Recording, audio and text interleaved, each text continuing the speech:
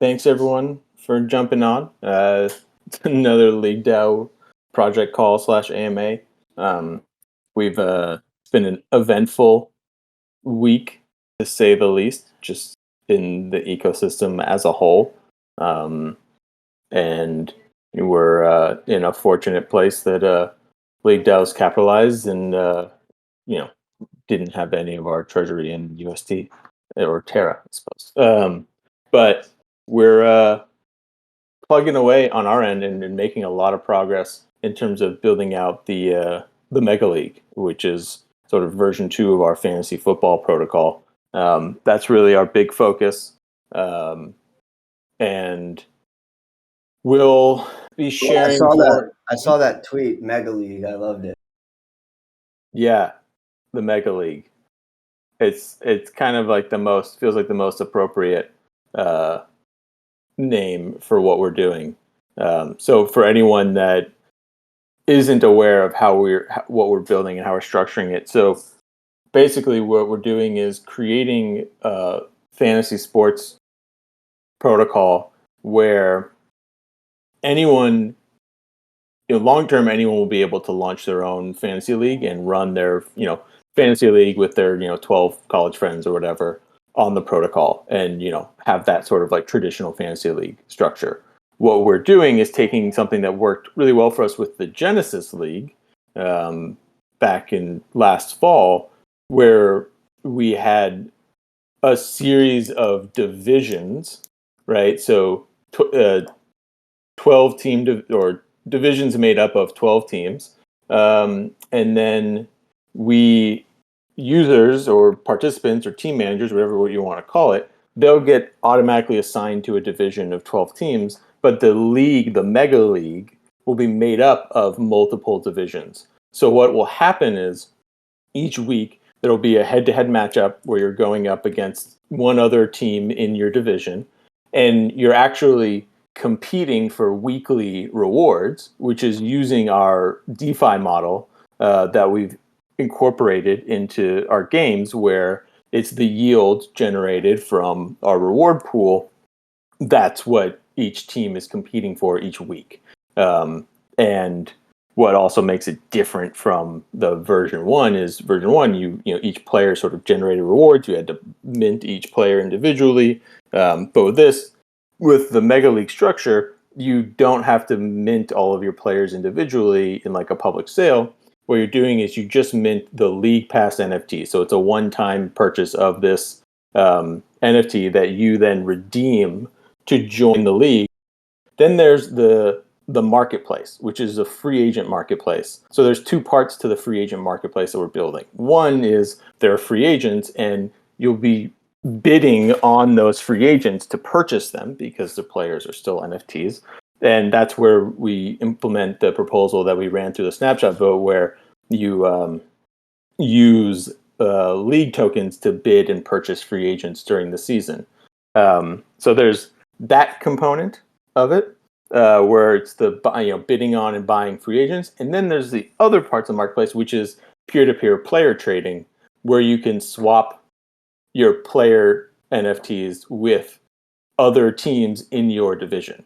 So one of the key things that we're building is that as a user, you're tied to your division that you're assigned to, and your player tokens and the other kind of components can't be used outside of your division. So that also ensures that no one's going and buying like all the Tom Brady's and just hoarding them, for their team and whatever. Each division has its own unique set of players, which we're calling our Gen 2, like second generation player NFTs.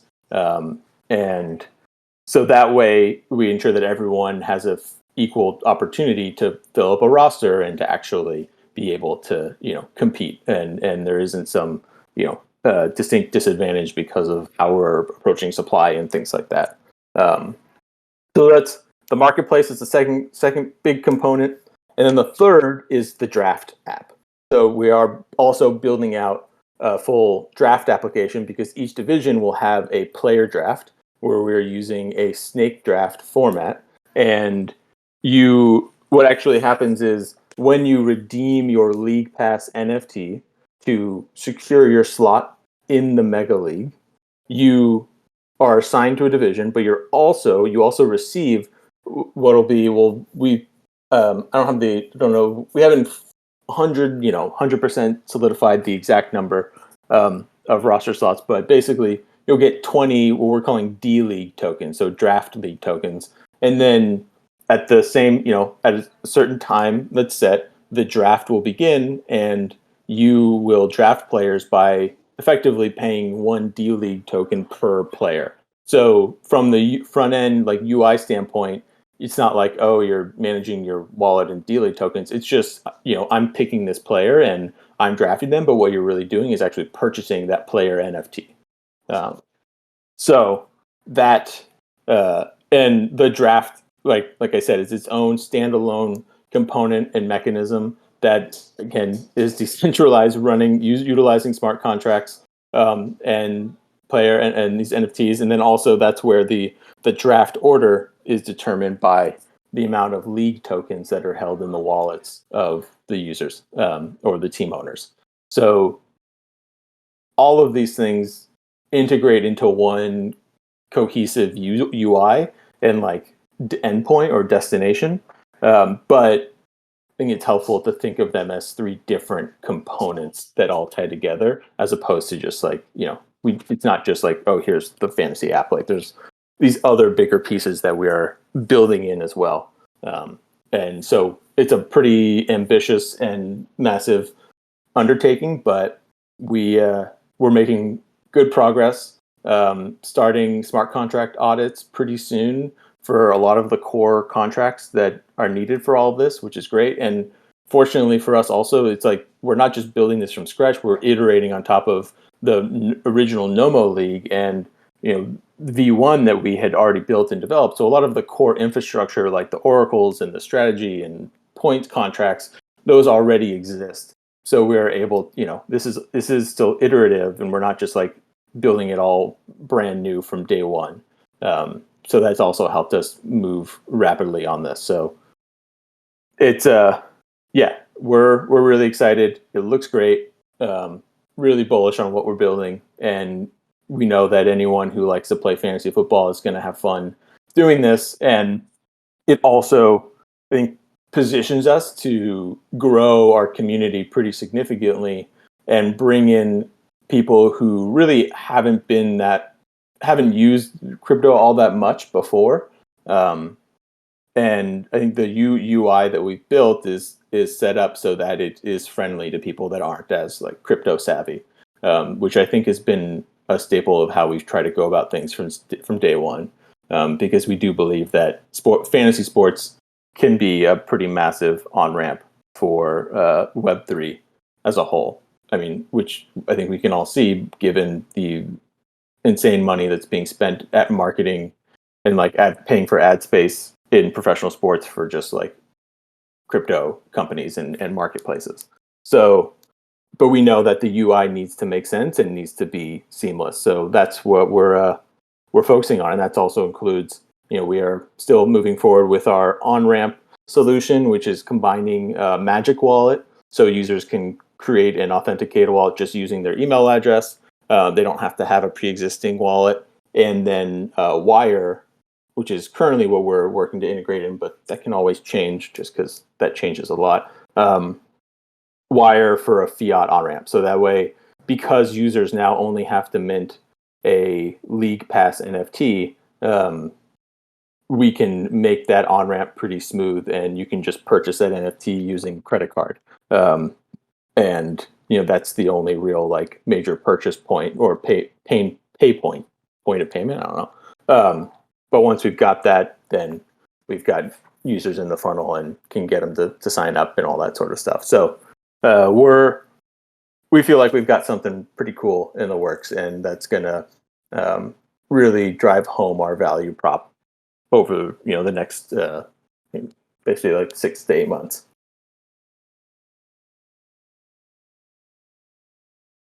Yeah, the new UI for the player draft looks really clean. Excited for everyone to see what's been getting worked on. It looks really good. Yeah, we're really happy with how it's coming together in terms of the design and the user experience. And then, so one of the other things, just another update, is there is a forum post up right now regarding us creating a referral program where basically referral bonuses for people getting other people to mint League Pass NFTs. That's our core conversion point. So we want to create a mechanism that incentivizes the community, for reaching out and getting new people to join the league. So please, if you have the time, take a look at the forum, forum.leaguedao.com, and weigh in if you have any thoughts, or if you have experience with some different referral programs that you've liked, that other projects have utilized. So definitely take a look at that, because that's a part of our larger strategy regarding how we're going to get more people to come in and utilize and join the league and participate over the fall.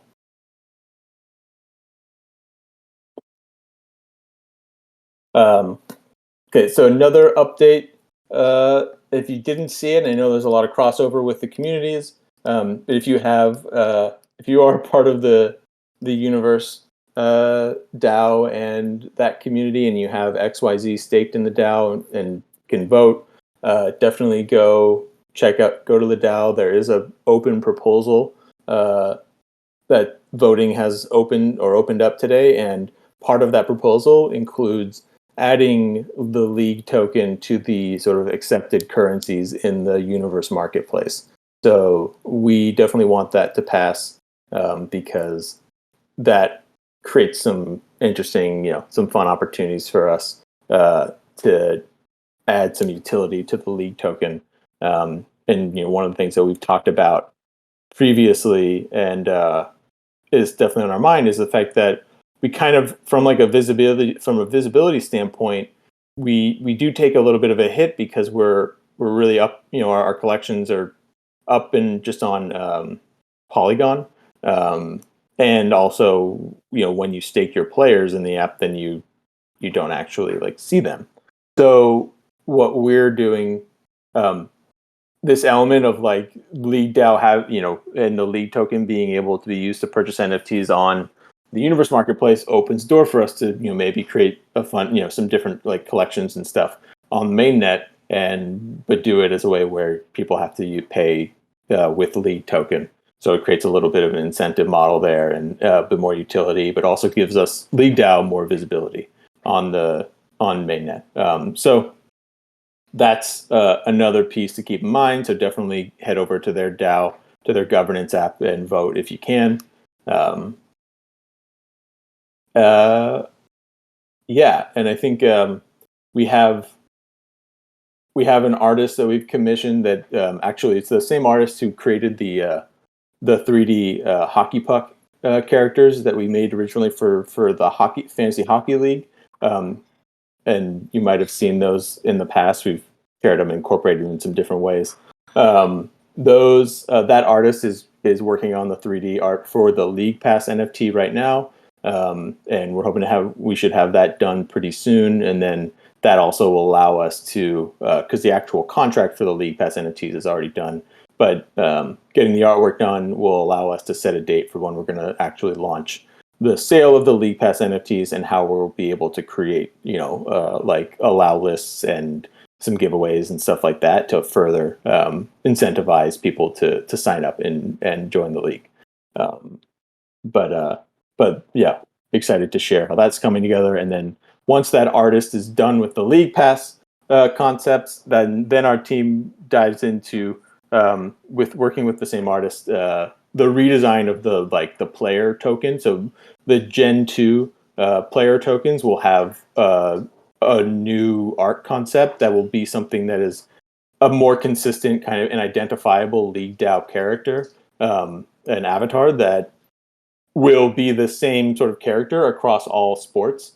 It'll change, some facets will change, for different sports, but one thing we wanted to do was to create more, like I said, brand recognition, and creating like a cool character that fits the LeagueDAO brand and like ethos, that is something that will become more readily identifiable to people. It's like, oh, that's a LeagueDAO. That's a big thing for us as well. And that also, by doing that, it also will make it cheaper and faster and easier long term as we add new leagues, new sports, and not having to go and like commission a new artist for each one individually, and then have something that looks totally different and there's no continuity there. So that's another big part of what we're working on, that we'll have in place by the fall. So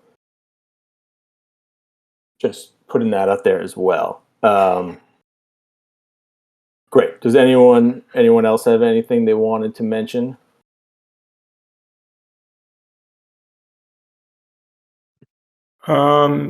I would just say, yeah, just a lot of exciting stuff in the works. Also looking into more stuff regarding metaverse compatibility, and I know the new player designs will be 3D, so it'll be easier to integrate into different metaverses and whatnot, and create some cool aspects of doing whatever meetups in the metaverse, watch shows, and just be able to have your NFTs in these different games and metaverses will just be really cool. So I'm also looking forward to that.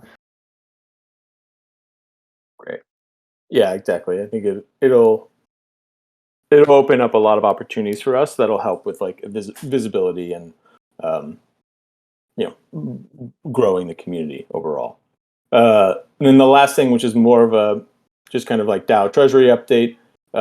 So we are working on, so one of the key components of the version 2 of the fantasy football protocol is bridging the league token to Polygon, so that way you can use the league token in the actual app because it'll be deployed on Polygon.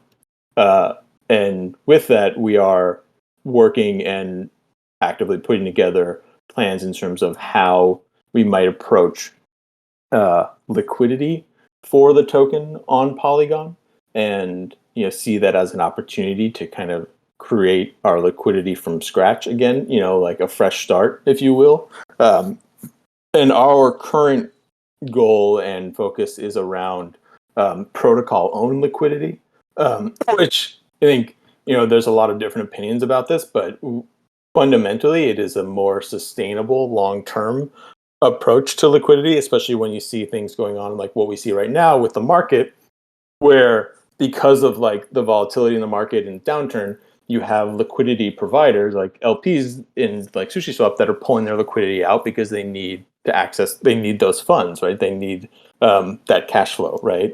So aside from the cost to incentivize people to bring liquidity, and then the long-term cost of keeping them as liquidity providers over a longer period, there's these other elements where there's just more volatility to your liquidity. So we do think that protocol and liquidity is a more viable, like it's sustainable long-term solution for us.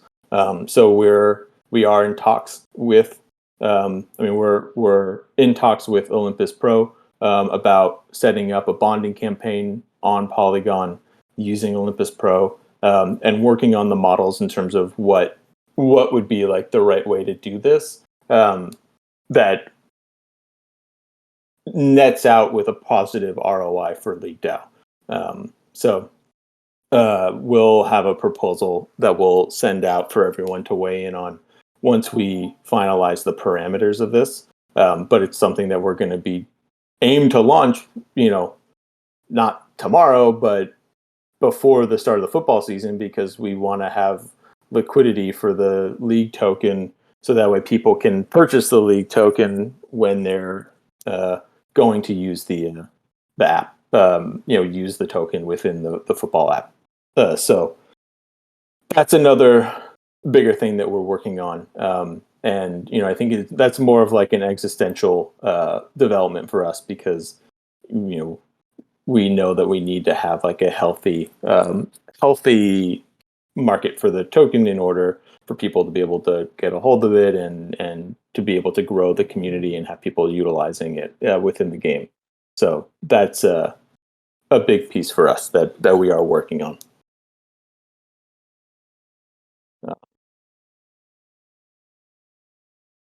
All right, so like those are all of the big updates.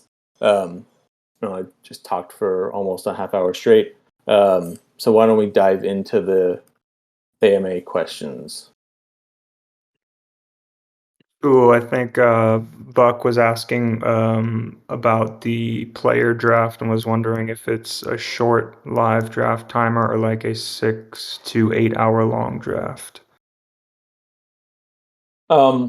Yeah, so the current plan is to have it be a shorter draft timer, but the difference is that basically the draft will start at a certain time, and then even after like all the rounds are completed, if somebody we're incorporating we're building out an auto draft functionality, but two, let's say you miss the draft will stay open, so you can go and still, of the remaining players, you can go and draft a team.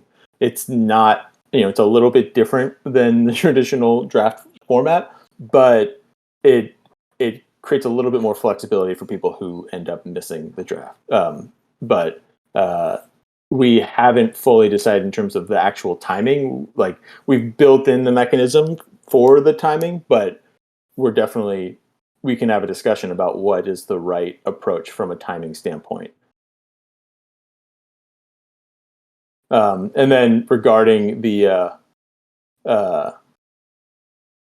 FFPC and things like that, yeah, we're pretty familiar with those. That was kind of that was one of the like inspirations for the Mega League structure. And really, but more so, like, because we started with the Genesis League, it was more so how can we like refine the Genesis League and create a model that is suited to scale long term. I love it. Markets are down, but we're still building. Exactly. All right. Other questions?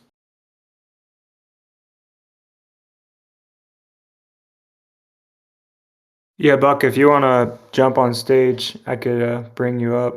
But if not yet, no worries.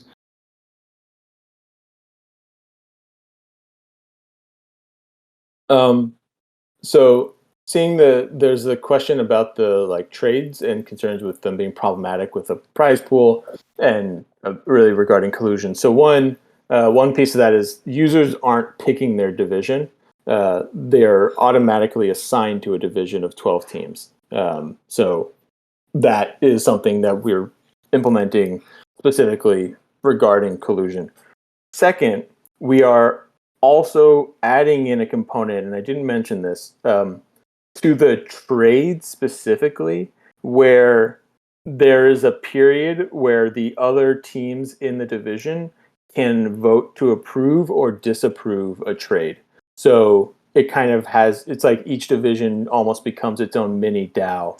So there's a mechanism where there is a period of time that trade has to go through kind of like division approval. Of course, and then that also impacts like the timing of how the trades could work, and same thing with like the free agent. So there's a lot of edge cases that we're working around and thinking about and factoring into how we're building out the rules. What's going on, Sack Daddy? Hey guys, how's it going? Yeah, just talking to the kind of voting on the trades. It's always like a tough debate, I think, because even in like home leagues, there's a lot of different ways that people value players, and just even when just remove collusion as an option in a particular scenario. I mean, some people think that, Bob in your league's trading away so and so for so and so, and they think it's just horrible trade, but Bob legitimately believes like, oh, that player's gonna like got this upside or what have you. So they feel like, side of the trade is so off. And a lot in those kinds of scenarios, they'll get vetoed for that, but really it should be essentially allowed because Bob legitimately wants to make that trade, the other person is making the trade because they feel it's of value. So I struggle a little bit. I understand like making it from the concept of like sort of that mini DAO and the voting, but as what I could see is that people in those divisions or the teams in those divisions would just start to veto every single trade to like sort of minimize the upside of any one team in that division, so that my team or the other team, I can try to keep my team as one of the better ones. So I guess I struggle a little bit with the best way to handle vetoing of trades, because everybody has a different value of a player for whatever the reason. I mean, it can be as simple as like, well, he plays for my favorite team, so I want him, or there's somebody that does some more deep dive analytic analysis, and they come up with a reason why over the next 4 games this guy should be a lot better, and I really want him for that 4-game stretch kind of stuff. So just me talking out loud there. I agree with you. There's no clean way to do it, but if you don't allow vetoes of trades, I think it gets more abused.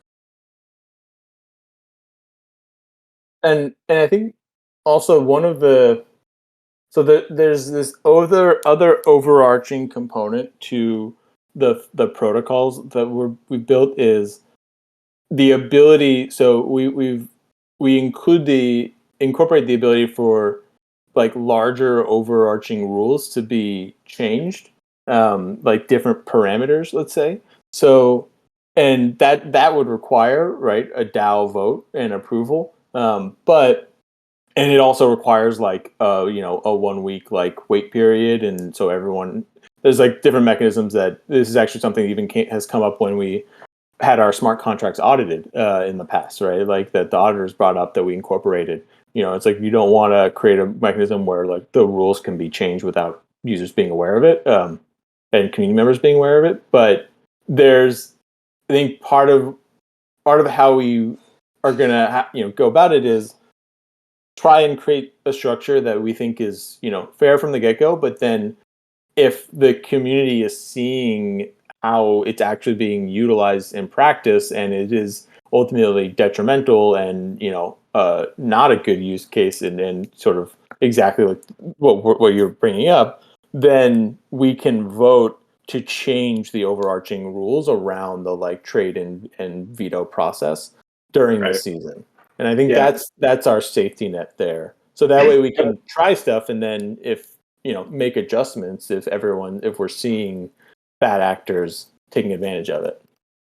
Okay, yep, that makes sense. I guess quick question on once we've all drafted our team, we're able to buy and sell players freely that are on my rosters. Well, is that a part of the mechanism? So if I draft Tom Brady and the first 3 weeks he's the number 1 quarterback, do I get to sell him on the open market if I want to?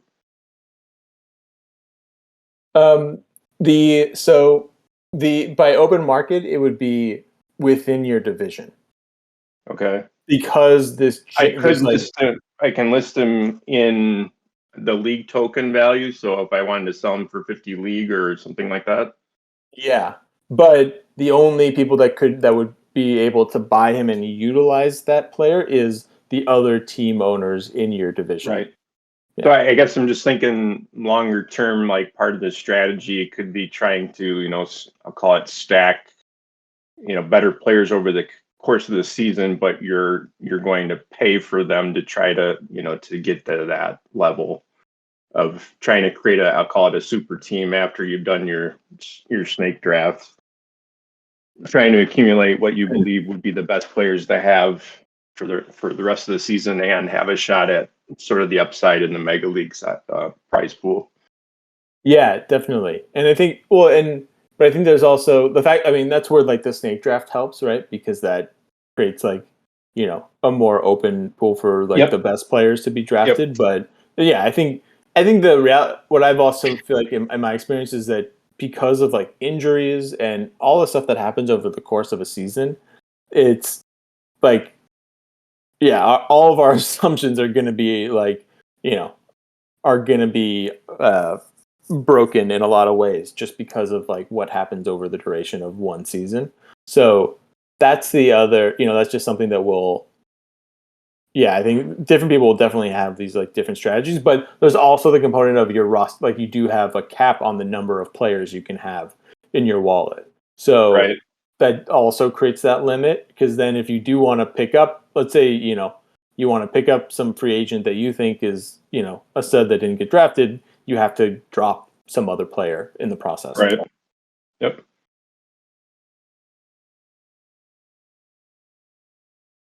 And then, I realized we also didn't bring up the Genesis player tokens. So it's all the players that, all the players that basically we minted with version 1, right? The existing football players.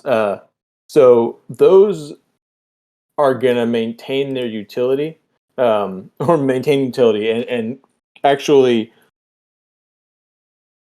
will continue to also just like grow in their value, in my opinion, because we're building in a mechanism called, if you haven't heard us talk about it, which I think a lot of people on the call right now have, is player farming, where you're still going to go and be able to stake like the Genesis League effectively, or the Genesis player tokens, these like Nomo League version 1, whatever, 2021 football player tokens. Those will still maintain that kind of initial value prop and game model that we had, which was like the ultimate keeper league, where you can continue to use and stake and earn from those players that you own and hold on to. The Genesis players. So, but they also, if they're staked in the league, they will also earn a percentage of the revenue or like reward generated by all of the second generation iterations of that Gen 1 player token. So that's when we say player farming, it's because they're getting a piece of everything that all of the Gen 2 players are earning. So as we grow and have different leagues going on simultaneously, and have more and more people using it, the holders of the Genesis player tokens are really kind of in a very different and a very good place to be. So those player tokens are not losing their utility, and it's still aligned with like what they're earning is still based on how the players are performing, and they still have to be staked in the DAO or in the app. So it really is that we're not totally moving away from that like ultimate keeper league format. We're just creating like this different structures and different formats that enable set us up to scale in a much better way than we were before, right? Like basically version 2 and the mega league structure is this entry level into the ecosystem, and allows us to create a supply of player tokens that is much more sustainable in terms of like growing, well beyond, even what, like a lot of even just like PFP projects are able to do when they're limited to 10,000 NFTs. So I think what we've modeled out and we've architected is like there's, it's going to still go through some growing pains and some adjustments, but we have something that I think is a more viable and scalable model for Web3 fantasy sports. So we're really excited about everything we got going. Chad was saying, would the team consider the idea of adding some kind of bonus for random draft teams? And then he was also saying maybe adding some parameters regarding vetoes applied, like a number of vetoes allowed per season applied. In terms of the like trades, like no one player has of like a full veto. Like one own like user. It's the trades have a period where like if X number of people have to vote no in order for that trade to be negated. It doesn't. We're not giving one person the ability to totally disrupt the player model, like the trade itself. And I'm not entirely clear what you mean by the random player bonus. Oh, Like, I think you meant the auto draft, I guess. Yeah. I don't know if we want to reward people for the auto draft because I don't know about you guys, but in my experience, the teams that end up auto drafting end up having better teams than the ones that I pick myself because I'm a human and make stupid decisions in drafts because I have my own personal biases. So I don't know if we should necessarily reward the people that use auto draft because they're probably going to end up with a better team than the people that actually like pick their team themselves. Buck was asking, how are the new players and rookies getting introduced? And I'm not sure Yeah, exactly. great question. So we're gonna have a separate like drop or sale of the new like rookie or new player Genesis tokens. And that's not gonna take place until we get much closer to the football season starting. Because we want to wait. We're gonna wait until like rosters solidify a little bit more. So that way we're not, people aren't minting players that are just like, 7th round picks that are going to get cut after week 1 of training camp. But we are going to have like each season there will be like a new draft or new just like drop of player tokens of the like new Genesis player tokens that are entering the NFL. Yeah, and I would add like with the Genesis players, one thing that we are working on, and part of this ties into just like how the market is also changing too, is like um, trying to create a model that sort of breaks down, like basically creates a model for how you value your Genesis players. It's and I think that's something that we didn't have in the first season that I think made it harder to gauge whether or not like a player was worth buying on the secondary market or not. Like right now, I think he's been listed for sale for a long time. Maybe someone should just make an offer like well below it, and the guy, whoever has it, will accept it because it's been sitting there up for sale for a while. Is like Christian McCaffrey. It's like, is Christian McCaffrey worth 1 ETH? I think that's like sort of like this larger question that I've had on like on a post-it note on my desk for the past several months, and working on building out like P&Ls that can be used to gauge the fair market value for Genesis player tokens over. But I mean, the thing is like how we've built the I don't leagues, think like we'll the know Genesis. till next season though, because we need to see how like the compounding works. Yeah, there's that, and then there's also the like time value. Like you kind of get into almost like business valuation models where you can, because it's not limited to 1 year. Like let's say we look at like Christian McCaffrey. Let's say he lasts. I hope he does, but we'll see. Like he plays another 4 years, right? Like, and then what is his like percentage of the total fantasy points generated for the entire like NFL? And then you break down like, okay, what is his like of like the players that actually generate points, what is his like percentile, or like what share of that does he have? And then you can break down what share of the like reward pool or yield he would take, and then we figure out, okay, how is the reward yield growing year on year and that sort of stuff. So there's a way to do it. It just takes time and it's complex, but I think that'll help as we do it. Appreciate all of everyone for tuning in and all of your continued support and engagement. I think we all see it. We're going to just keep hunkering down. I think this is where over the next 6 months, whatever, hopefully less, right? We hope it's short, but however long it lasts, this is when I think communities get either fall apart or they get tighter, and the core community really comes together. And we know we're building something that's going to be fun, and we're excited to launch it. And really appreciate everyone who's still engaged and active and a part of this community.